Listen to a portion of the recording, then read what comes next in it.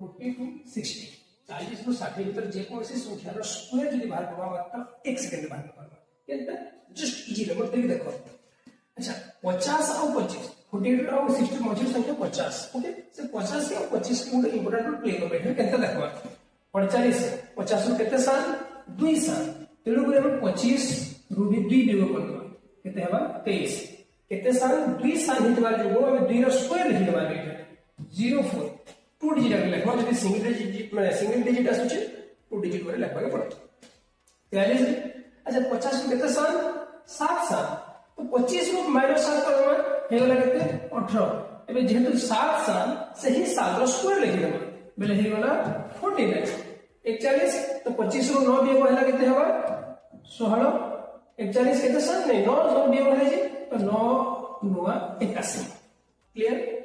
अच्छा 50 ରୁ बड़ थिले किसी कथा नहीं केते बड़ 1 बड़ तेलो 25 रे 1 जो बड़ 26 1 रो स्क्वायर सो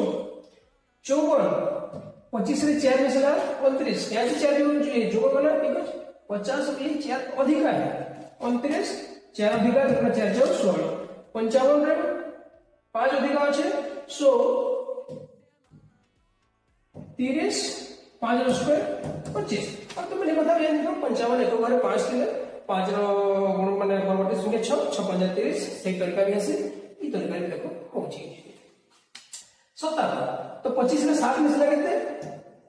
32 7 7 49 होप बुझी पारलो।